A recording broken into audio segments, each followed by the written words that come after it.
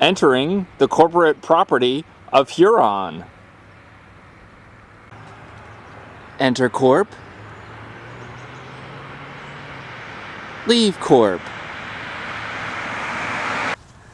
Hello, my name is Will Buchanan. I'm walking all the way across the country to New Hampshire for more freedom on a project called the Walk for Liberty. Today is November 1st, 2008, day 178.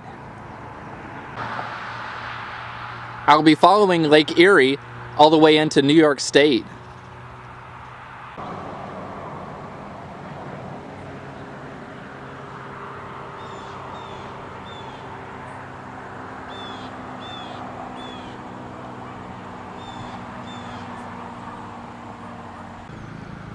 Last night, we stayed with another couple who are Ron Paul supporters.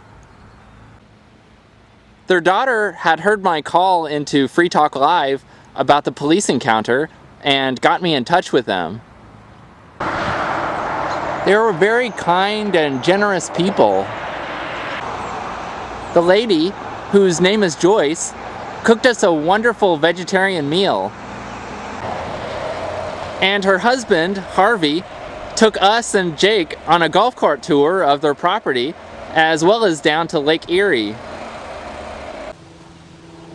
Elect Pat Shenigo. P.S. Let's get to work. That's a curious phrase. Let's get to work. Let's analyze what he might mean by that, shall we?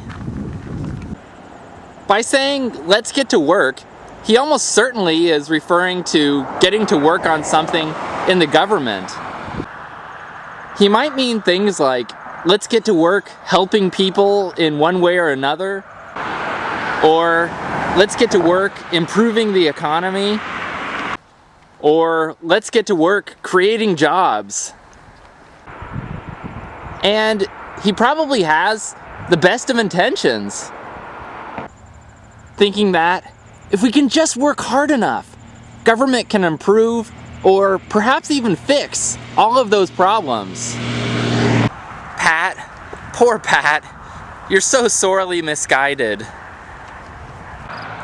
When I was very young and I looked at society's problems, I thought that government was the organization to fix them. I'm not really sure how I actually came upon that line of thought. Perhaps it was from the people I was around, or government schools, or maybe even TV.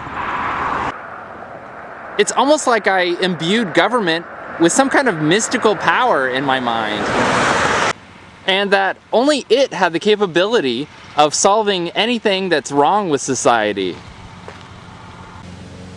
What I failed to realize, though, is that there's nothing special about government. No magic, no special abilities to do things which other organizations cannot. Actually, there is one thing which separates government from virtually all other organizations. And that is force. It's funded through force, and all of the laws which it creates are enforced, well, using force. The problem is that force creates huge inefficiencies in interactions between people.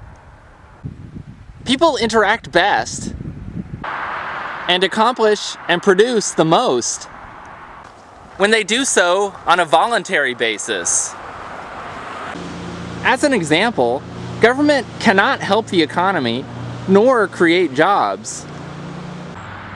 If it tries to help the economy or create jobs in one particular area by subsidizing it or stimulating it, that money doesn't just come out of nowhere.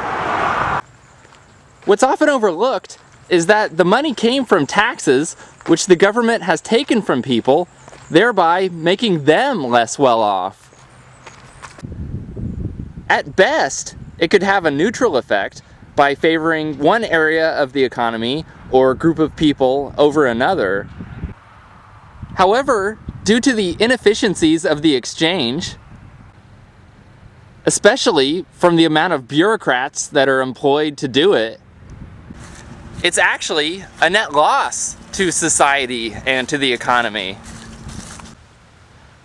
I hope old Pat realizes one day that the best way to get to work helping people is not through the force of government, but rather by people keeping all the money which they've earned and creatively interacting with each other on a voluntary basis.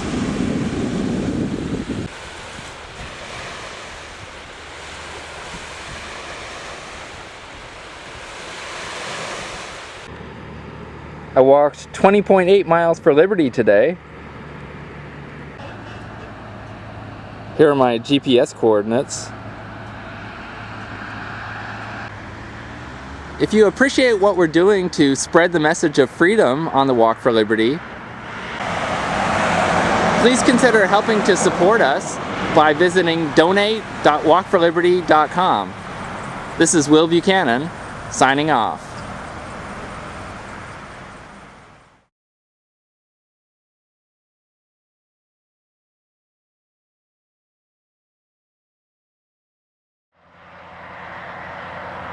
No vacancy?